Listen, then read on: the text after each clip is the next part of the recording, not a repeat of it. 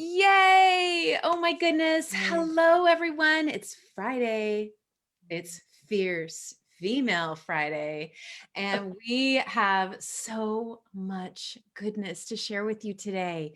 Of course, we love to know where you're watching from. So be sure to drop a comment underneath the video and let us know where you're watching from. Are you home? Are you at the office? Are you in the passenger seat in your car? Those of you who don't watch via the passenger seat, you know who we're talking about. Please, please, please share with us that you can hear us and something great that's happened to you this week. Let's raise the vibration. Share something great that happened to you this week. We'd love to celebrate together. We have a couple of fun Woman Up updates. And then, of course, Sarah has some amazing industry updates. And then we'll find out what's on Leslie's mind. So, first off, next Wednesday, we have our second wisdom session of 2021 that is being led by Stephanie Anton with Bernadette Cole, who we met earlier this year. Krista Huffstickler, who we've not met yet, is a new face, and Mona Phillips, who is also a new face around town. So those four amazing powerhouses are going to join us to talk about and share actionable advice and wisdom around leveling up your recruiting and retention. They learned through some trial and some error and some super duper success last year, how they're going to fuse virtual with in-person recruiting and retention. So you do not want to miss that. We'll make sure to drop the link in to register. And second, holy Toledo, have you ladies seen the challenge posts flying around? Wow. Yes. I mean, I think I counted 50 yesterday. So 50 so far, and we are like 12 days in. So we're on an average of 4 posts a day. Go us. I am talking about the Shine a Light on Her I Am Woman Up challenge. It is going so strong. We are filling the social media feeds with love and honor for other women. And after the year we had last year, we want more love and honor in the stream. So be sure to scroll through your phone, find a photo of you and a woman who has really, truly made a positive impact in your life, and write a tribute to her. It does not have to be long. It can be bullet points for those of you who love efficiency. It's all about letting her know that she has done something that has really impacted and made a beautiful, beautiful impact on you. So make sure to tag it with I Am Woman Up so we can find it and amplify it. We've been sharing them over on our Instagram stories, of course, here on the Facebook group, and loving all of your wonderful, wonderful stories and examples of how you have lifted each other up. So, I mean, not only is it in the caption of the photo, but then you see it in the comments below. And so every time a woman is tagged and you share with her what she did for you, it allows an opportunity for those people who aren't doing the posting to give her some love too in the comments. So it's like win, win, win, win, win, win all over the place. So please keep them going. We're going to drop in some of the links to other posts that have been shared to inspire you. So please, we'd love to see that. Keep it going. All right, throwing the mic to you, Sarah, what's happening in your world? Well, we got a lot of stuff going on here at CAR. We are finishing up our membership survey, and you'll see in your inboxes, if you're in California, some of the survey research we did on our members with respect to women. And women dominate this industry. I think you said it best last week, Deborah. It's a female dominated industry in a male leadership, where male designed industry that's female dominated. Thank you. Perfect. I love that. That sums it up. So true and infuriating, and part of the reason why we're here. So take a look for that.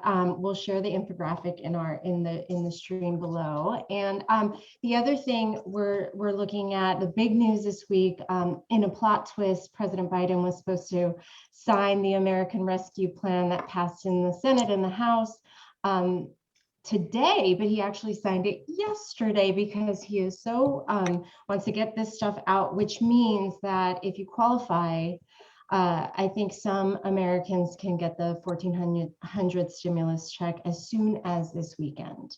So it's much needed relief for, it's phased out for higher income earners as it should, but individuals making up to 75,000 and married couples making up to 150 should receive a check for $1,400. They're also extending the pandemic unemployment assistance. And if you can recall, CAR was instrumental. CAR and NAR fought for realtors to be a part of the pandemic unemployment assistance, which was historic, right? Like independent contractors never received unemployment assistance in the past, and this was a very different year. And so that's going to be extended through September with the additional 300 weekly. There's expanded child tax credits, which is really great for families with children. That was so beautiful to see.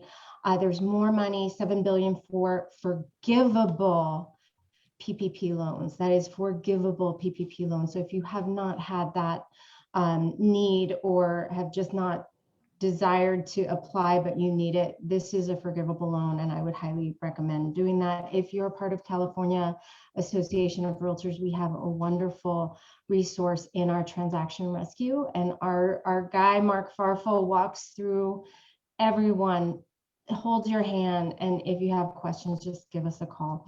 I'll put the links and everything in the chat.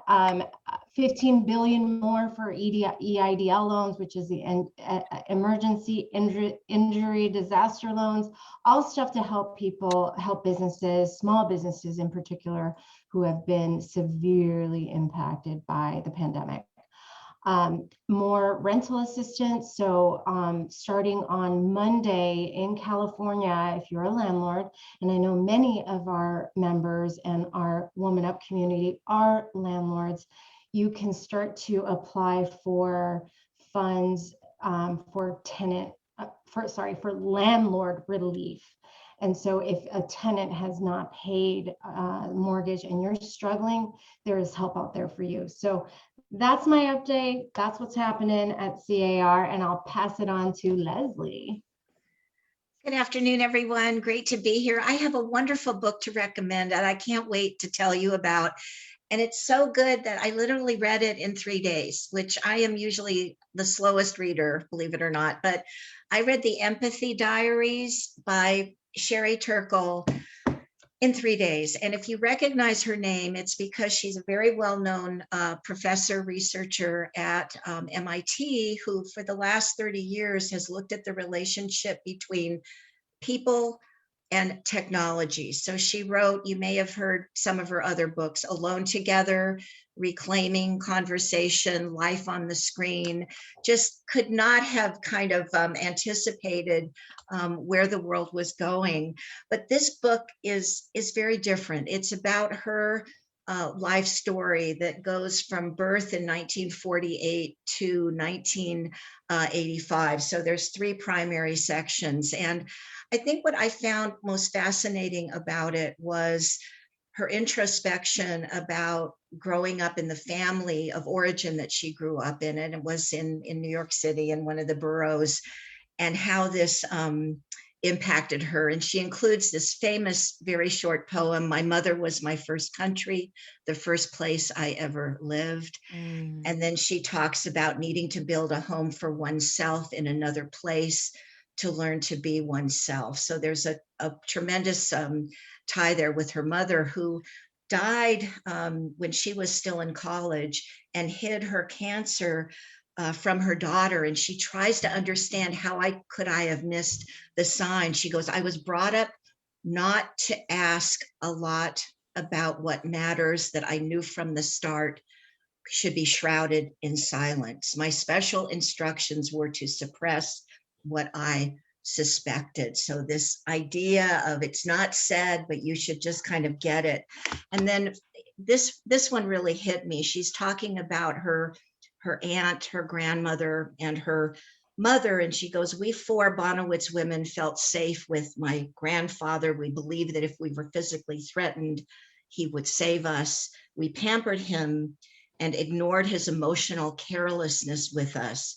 even his verbal abuse. And then it talked about some of the things that would go on that they would call out, but then they would leave the room. And then the last sentence is, over the years, observing her, how her mother handled it, and grandmother taught me how to defer to him, to men. And it really raised this whole issue of, and I have it myself, you know, this deferential treatment to men, like where does that come from? Anyway, fast forward, she goes to Harvard, starts at the late, I don't know, around 1967, when she's at Radcliffe, and women are not allowed to study in the Harvard library. There's only one place on the Harvard campus where women can use the restroom.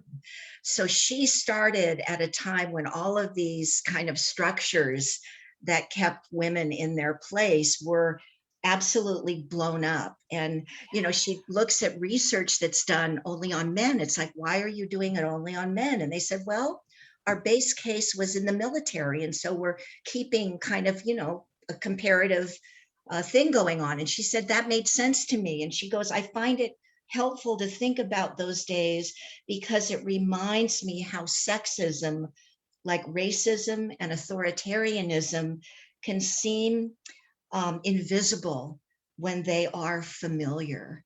So I hope that intrigues you. I could not, her story and the vulnerability. The last quote I'll leave you with is, only shared vulnerability and human empathy allow us to truly understand one another. And I really think that's what Women Up is all about. So anyway, back to you, Deborah.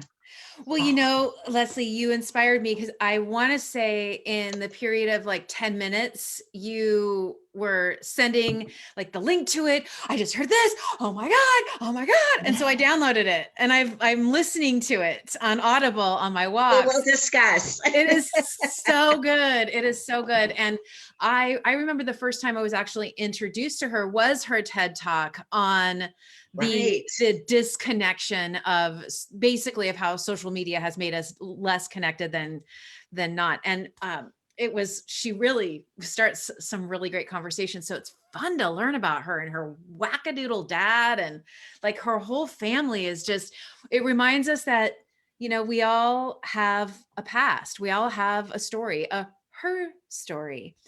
And so without further ado, let's get into our conversation of the hour with our special guest who was nominated to share her story by Sandy Darling.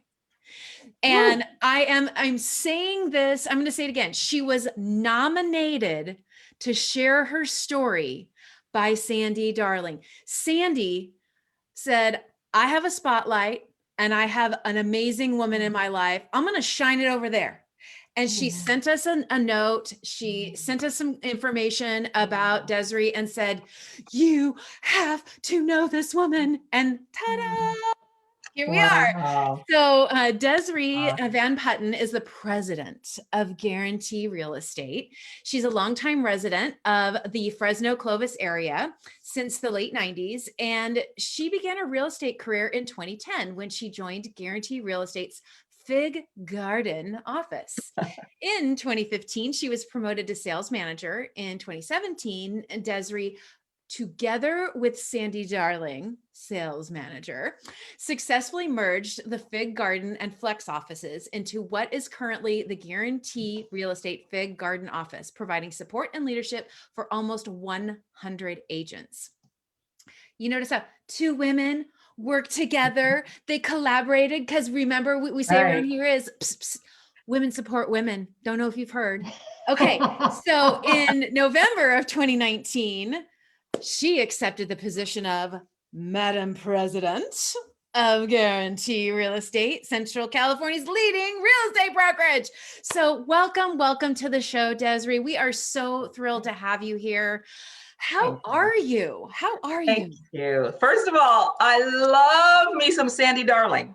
Okay. He's the best, and the best name ever, right? Whose name's Sandy Darling? It's like, oh my God. Yeah. And I wouldn't be here without her, because she really was my mentor in real estate. And I think I joined the company while she was out of town.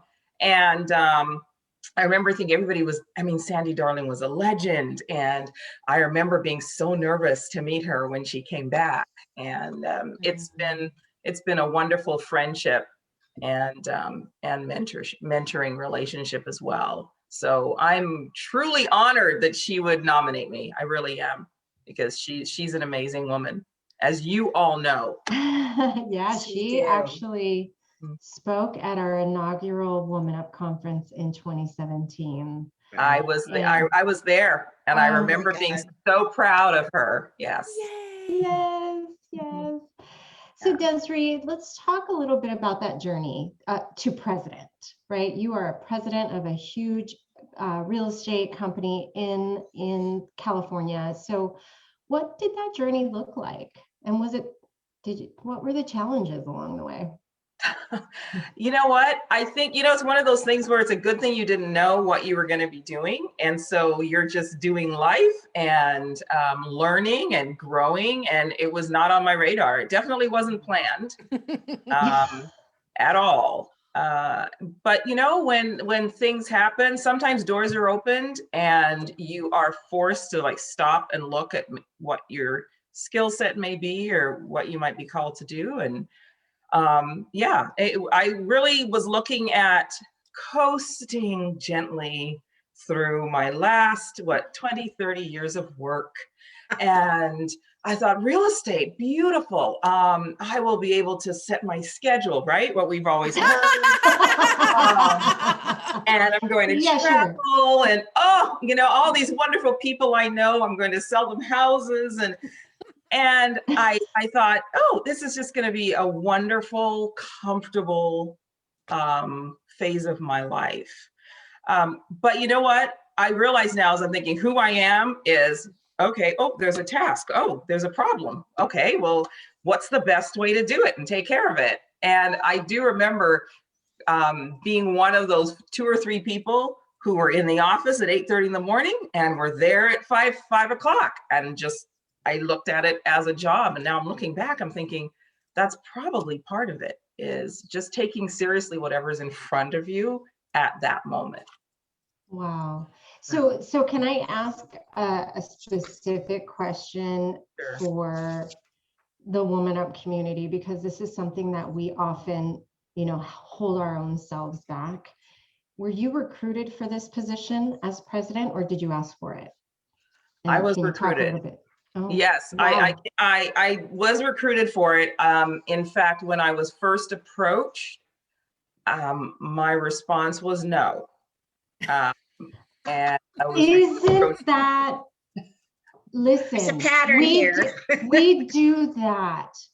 We do that to ourselves. Yeah. I think we do. I just didn't feel qualified, and there were things that I had to do. It wasn't going to fit into my life at that moment. This isn't the right time.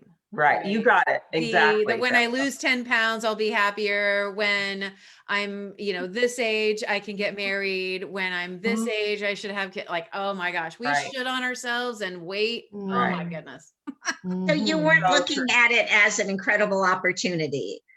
No, I really wasn't. I was thinking, oh no, it's bad enough that I'm up at 3 a.m. right now worrying about transactions and my agents. Now I have to worry about everybody.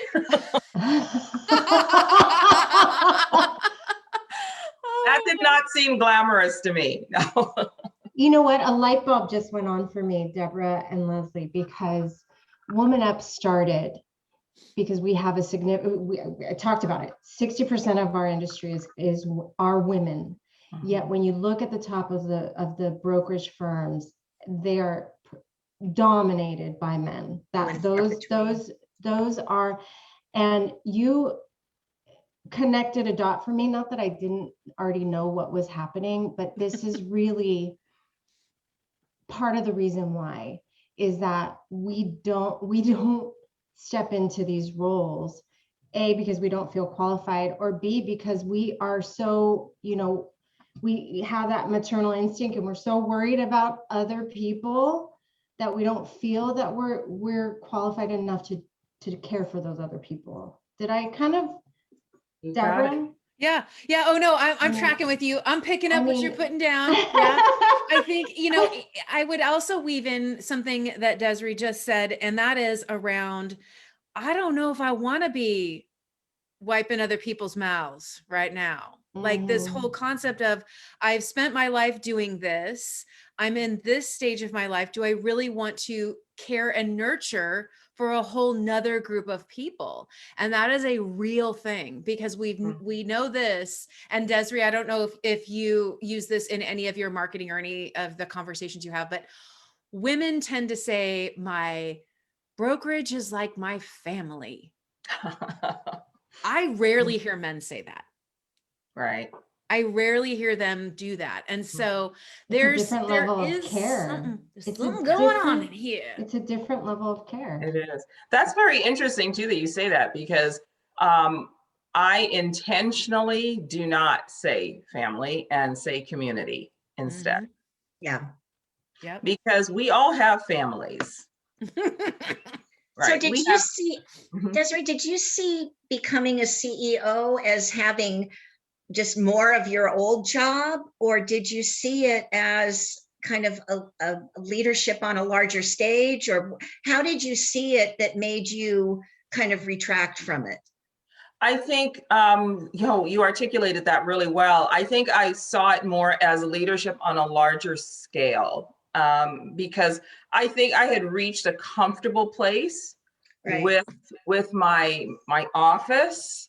I had those relationships established that I really enjoyed, and I felt as if, okay, I understand this arena right here. Mhm. All of a sudden, it felt as if I was being called to do something even bigger. And my first question was, do I have the skills to do this? Why are you asking me? I don't know that I have the skills to do this. And, oh, I've got to start from scratch again. But that was really intimidating. So what kind of a leader are you? What's your leadership style? Ooh, Mm-mm. I'm definitely a collaborator. I'm a pragmatic, first of all. So I don't know if anyone watching has been coached by Buffini, one of the Buffini coaches, but I have a Buffini coach, and one of the first things you do is a heritage profile when you first start. And so my heritage profile shows that I am very pragmatic. I like to have the problem clearly stated, clearly understood, and then we work at it. I'm very justice oriented, so right and wrong is a big deal for me. And I'm a team player. That's what I like. I want to be part of a team. And if you are not a team player, that's where my stress comes in. When I'm working with people and I don't feel that, that's a huge challenge for me. So does that answer your question, Leslie? Yeah, no, I think that's Okay. incredible. Oh, good. Oh And my that goodness. ties in, the justice piece ties into the teamwork piece, right? Yes, Because if it you're does. seeing something that's inequitable, you're like, Mm. Yeah. mm. Oh no, I'm ready to fight. Oh my goodness. I'm ready to fight for that underdog or whoever I feel is unfairly treated. You Absolutely. and my daughter, you and my daughter. I love that. I love that. Well, results and consequences, right? I mean, Mhm. results and consequences is such a big part of pragmatism in general. And Mhm. it's when you are pragmatic and you value justice, Mhm. like that's like a double threat, right? Because when it's working, it's really good, but when it's not, you feel it. Yes. You do. really feel it, like in your bones. I think Mhm. that's beautiful. Yeah. I love that. So it's a challenge if I get analytical, get too analytical, then you get paralyzed, and that can be a risk, right, with a pragmatic. So yeah. Mhm. So Yeah. you've been in this role for a while now. I'm sure you have some excellent advice for women that are kind of maybe a few years, levels, whatever, from that. What kind of advice would you offer us all? I think probably one of the most important things that I've heard along the way from some of the motivational leaders that I've listened to, read about, you are hands down your most valuable resource. So you need to develop yourself. You just do. It doesn't matter where you think you may be going or not. If you are working on yourself all the time, you're going to be prepared when an opportunity comes. I think that's one thing I would always advise. Another really, really good piece of advice that I received from my dad, actually, as a young child, because, you know, these justice-oriented pragmatics are always looking to fix things, fix people. And I remember my dad saying to me, and the people who know me well have heard me say this a million times, curiosity before judgment. And women, we're quick to judge each other. We're quick to assess each other, especially from how we appear, how we are heard. And conflict resolution and cutting through difficult situations, I have found, really, really comes out of being curious before you judge. You almost always are missing something, always. So he would say, Des, just wait a minute. You may think you know. Evidence looks like you know, but pause and be curious if you can, if you have that opportunity, and ask reminds questions. me of Deborah's constant, she feeds this into me, is you do not owe anybody an immediate answer. I like that. You don't. You like don't. that. And you know, we talked in the green room a little bit about how you have had so many amazing people feed into you. So what was the best meal? Oh, wow. You know, and we love mentorship in our yes. community, and I know you've shared about the mentors that have fed into you, and we have a whole mentoring program here in Woman Up, and so we really value relationships, mentoring relationships, and the advice that comes with it. Yes, wow. Yeah, you know, there are the women I work with who I really admire. And I've had a couple of small groups of women who are able to speak truth. It is so important to have people in your life, as I call, you know, your personal board of directors. Yes. Every woman who wants to get anywhere needs to select a board of directors. You've got to have a group of people. They should be really diverse. Ideally, if they can be diverse culturally and with what they do. And I'm not talking about them having to all be, you know, running things. I'm talking about people with wisdom, people who will tell you the truth. Right. That's so important. And who will patiently and lovingly do it and listen. You're speaking Deborah's language too. Yes. Well, actually, you know, what's so funny is I in 2017, my topic was actually mentoring. And I talked about my personal board of advisors. And I remember after that, because I did you know, I love to talk about the luscious life layers, you know, our health, our wealth, our relationships, our spirituality, and how I have someone in each one of those 11 layers that I've defined for myself that is my go-to. When I'm feeling something that is in that layer, I go to that woman. And I remember that was the #1 slide that people asked me for after that event. They were like, wow. I need that list. I need that list. And now I'm thinking, we should probably get that list out now that you're talking about you having a board of directors. Absolutely. So I will do that. I will get that out again. I love it. I remember lionesses. That's oh yeah, 2018. Yeah. Love it. I love that. Well, and you know, one of the things that I want to circle back to, Desrie, is the personal development piece, because I'm also a fan, as are Sarah and Leslie, about personal development meeting business. and it not being a separate thing. It is part of who we are, fully human, showing up as leaders. Right. So you mentioned kind of this curiosity being something that you really nurture. What are the other areas of personal development that you, if you were on stage and somebody said 5 things every leader should take care of in personal development, what would those be? First of all, your health. I think that you cannot ignore the vessel. You can't ignore the instrument that you have to use. So that's a really big deal. You've mentioned a couple, spirituality. How do you set your mind every day? So my morning is really important. One of the best books I've read on that, The Miracle Morning, hands down, amazing. So how you start your day, and I know if I forgot my morning routine, I can pretty much feel it, by 10 o'clock in the morning. I know I did not do my morning routine.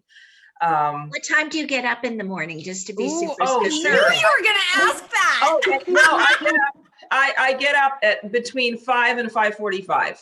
Okay, good. Yeah, every morning. Yeah. So twice a week, I have a trainer at 6 in the morning. On the mornings I don't have a trainer, I'm out walking, and my day starts with, I have several mantras that I actually do.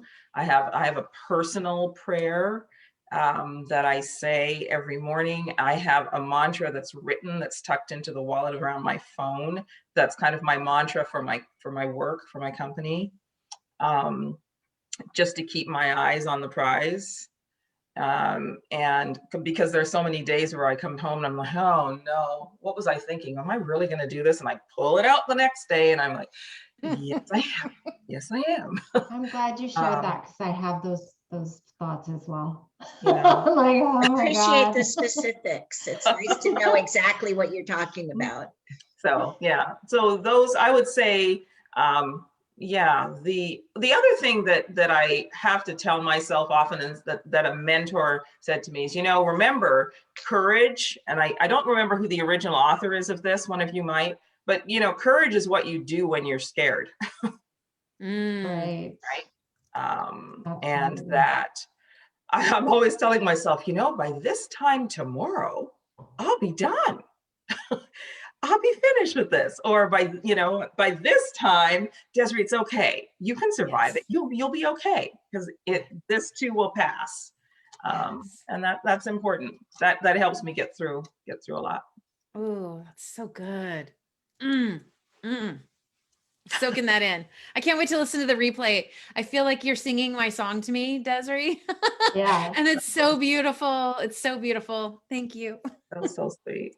Yeah. Oh, One of the things that in the very detailed kind of profile that you sent, you did spend some time talking about your husband, and I'm always curious about partnerships and picking a partner, and having kind of failed at that, and really embracing the idea that this is the most important career decision you make, is kind of creating the environment that you have at home. Right. So can you share a little bit about that dynamic? Absolutely. I'd love to, because he is amazing. We are complete opposites in every way. So he's a physician. He's fun, makes me laugh all the time, is so much so that, even at work, if I was having events with my agents, everybody was like, they didn't care if I came. It was like, oh, is Cliff coming? So he is strong. He is my biggest cheerleader, hands down. He will tell me the truth. And we met when we were both teenagers. I'm a Canadian. He was born and raised in South Central LA. And we met in this little school in Eastern Washington. I was a senior in high school. It's a long story. There aren't enough Facebook Live minutes for it. Eastern Washington? I'm sorry. But no, I appreciate your asking, Leslie, because he's really a phenomenal man. And I just don't know. I don't know. I can't imagine not what it would be like. We've been married for 37 years. Oh my goodness. And yeah, Some of us need to be reminded, about this possibility. Yeah. Well, you know what? I will tell you, I think a lot of it does have to do with our faith, because we literally see the world completely differently. We've done all these different personality tests. We're always the opposite. We both look at the same tree. He's going to see one thing and I'm going to see another and go, how did you see that? Which by the way, is probably the thing I value the most. Absolutely. Oh my gosh, about him. It's what makes us both crazy. Yeah. No, we can all relate to that. It's the most precious thing, though. It really is, because I always feel like, okay, but at least when I get Cliff's perspective, then I'll really have the whole picture. I love that, because it's really about, I mean, that can be translated into business as well, right? Because we all preach the power of diversity of voices, right? Yes. Diversity of thought. And that is so true at the kitchen table as well. Yes, I love that, Sarah. Me too, at the kitchen table. That's a tweetable right there. It is. Right. It is. Well, and it connects the dots again between something that we are very passionate about inside Woman Up, and that is that it is not an us versus them space. This is we're all coming together at a very inclusive, ever expanding table. Yes. And it's so important that we repeat that as often as possible, because when women gather, there is some sort of unearthly fear that people feel. It's like we've become like the tribe of Amazons, like Wonder Woman, and all of a sudden we're gonna like pull out our swords and take everyone down because we're together. And the reality is we're saying, let's circle up, ladies and gentlemen, and let's do this. Link arms. I like do that. it. I love it. I like that a lot. Right? You can feel it, right? You can feel it in our bones. Yeah. I love that. Oh my goodness. Well, let's see. So we've talked about personal development. We've talked about the personal board of directors. There was one other bit of advice that you shared that I want to make sure we really highlight, because this is so important. And that was learn the lesson that you can't please everyone. Tell us about that, Desrie. Speak into us. One. We are all ears. Right? Isn't that a hard one for us as women?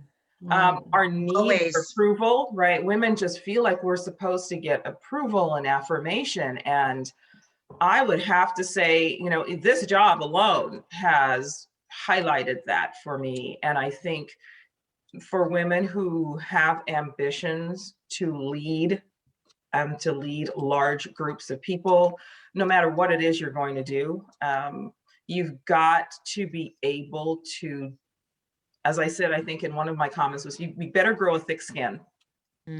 Yeah. Better do that, and realize that you will not please everyone. So that's even more of a reason to have very clear vision, to decide where you're going, and then do what you need to do to go there, and realize that there are going to be voices that come in. Be wise enough to pause and listen, right? Because there may be something good there, even if from a source that you really don't admire or respect a whole lot. Okay. But that's one of the things I've had to learn to do, right? I don't like you very much, but you know what? Sometimes you've got something really good to say, and I'm so passionate and determined to get where I'm going. I'm not going to let my pride, my annoyance, my myopic way of looking at things keep me from possibly getting a really wise piece of advice, or maybe a criticism that I need to hear. Yeah. So good. Well, my hubby often says this as one of his mantras, right? Unsolicited advice is often taken as criticism. And Right. so being someone, he loves giving advice. He loves it. And so he repeats that mantra to himself because he thinks, how do I package this? How do I put it in a way that helps people see my intention behind it? Mm, And we talk about that a lot because like it is when leaders see potential. Mhm. And as leaders, when we see potential, how are we not only teaching people to grow that thick skin, but also allowing there to be those cracks where the light can come in, right? Right. Ooh, I like. And really, help them shine brighter. I'd love to know, let's just say someone does that to you, right? You feel like you get that feeling. Do you have somebody on a bat signal, or like, what is the first thing you do? Obviously, you can tell we love the take action tips around here. So what do you do first or second when you're in that place? And so much depends on the circumstances around which, the hardest one, of course, is when you are actually with a group and you've always got, there's always that one sniper, right? And, One sniper. and right? Who's the And sniper in our crew? No. that's probably the hardest. That's the hardest when you're hitting some, a situation where, there's legitimate criticism being shared. My first thought is, okay, go quiet, stop wanting to react, because my instinct, as all of ours, is to react.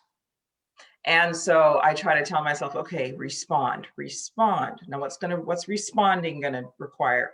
Curiosity. There's a reason why, he sounds a little angry. There's a reason why he's this passionate about it. So pause and listen and let him answer. That's probably the most important thing. And it does two things.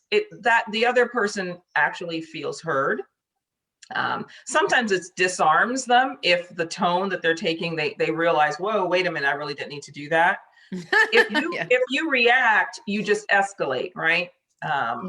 So my feeling is stop, listen, wait, and then ask a question. If you can find it in yourself to ask a question before you respond or react, usually you can de-escalate things. And I'm going to say, I have not always followed my advice. There have been a couple of situations where I literally had to call and apologize after. But that is my ideal, Deborah, to answer your question. I think that's good. Well, and the beauty of what you're saying, Desrie, is that we won't always get it right.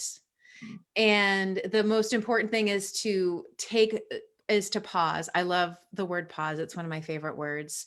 It's actually part of an acronym I made for peace. Pause, examine, assess, choose, and execute. Right? Like slow your mind down. However, sometimes the warrior comes out. Yeah. And I love that that's the grace we give ourselves, right? And I love that you say, and then I apologize. Like there is so much power in an apology. I think that we've for so long learned that, the person who says I'm sorry, or the person who does some sort of apology, is the weak link. And it could not be farther from the truth. I really truly believe that. I think there's strength in the apology. So thank you so much for sharing that.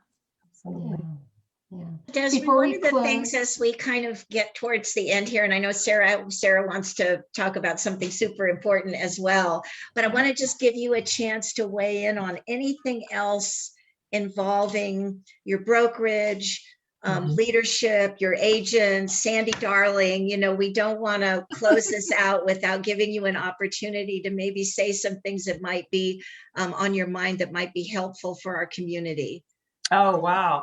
Well, I do want to give a little shout out, because I think it was just announced today. Our agents voluntarily donate a significant amount to our Guarantee Goodwill Network. And I absolutely love this, the history and tradition of the Goodwill Network in our guarantee community.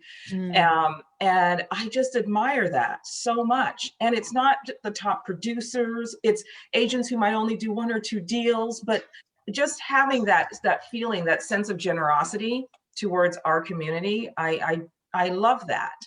And I'm proud of that. And our Central Valley, the food bank, it's actually the Central California Food Bank today. I was on another call earlier, honored Guarantee Real Estate and the agents, the amazing agents, with having been the top continuous organization in the community that has raised the most money for their Hunger Heroes campaign.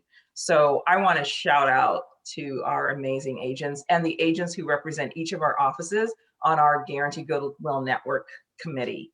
And they decide where those funds go. Amazing. So thank you. That is something that is really dear to my heart, and that I think is a distinctive feature of our specific community. So I really love that. Thank you for that opportunity, Leslie. I appreciate that. It's so good. My goodness. Well, and you know, one of the red threads that we see and we read about and we experience with the leaders inside this community is that there is always a place where philanthropy fits in. There's always a passion for charity and serving, giving back, future generations. This is always woven into the values, either as the leader or in their organization, and often both. So we appreciate those stories. Please feel free after the show to drop in any links of ways that other people can get involved. I'm certain that some of these things we're not required to live in the Fresno, Clovis area to participate. So feel free to sprinkle those in. I hate this part. This is where we have to say au revoir. It's been such a joy getting to know you. Boy, was Sandy right, everyone? Woo! Incredible. I feel like we should have a big slumber party or something, you know? Just talk all night. Oh, that would be fun. We really could. Please. Thank Oh my you. goodness. Thank you. Thank you so much for the honor. I really appreciate it. To be able to share with the community of powerhouse women, that is the Woman Up community, is a pretty dynamic and inspiring reality. So, and I love being part of it. Thank you. Thank you. We are learning from you, Desrie. So honored. So honored. You can tell we're all like beaming. I mean, and Leslie's like glowing. I just want another hour to talk to you all about the market and what's going on and who's vibrating at a all higher that. level. So please, please, please, everyone, as we close out today, please get connected to Desrie. If you've got questions for her, drop them in the comments. We will make sure she gets them. And I can guarantee you will see her around the community far more often in the future. So thank you. Stay tuned for that. Quick reminders. Remember, shine a light on a woman this week. Take the time this weekend. Pull out your phone and go through those. For me, it's over 70,000 photos. Go through your thousands of photos, create a little album and put photos in there of women you want to highlight and get that post out there. Let's show the world how women come together. Let's show the world how the men in our lives support us, right? Because it's not only for women to highlight other women, men can highlight the women in their lives too, right? Please take the opportunity to do that. Tag it with I Am Woman Up, please. You can go to iamwomanup.com and learn about all of the ways to get involved, whether it's shining a light, sharing your story, becoming a mentor, or finding a mentor. There are all sorts of amazing ways. And if you have someone in your world like Desrie was to Sandy, and you want to nominate her, there's also a place for that under Get Involved. So we look forward to sharing all sorts of amazing conversations with you, Desrie, in the future. Thank you again for joining us. Have a wonderful rest of your Friday, everyone. Have a great weekend. We'll see you next week. Bye. Thank you. Bye, everybody. Thanks so much. Fabulous.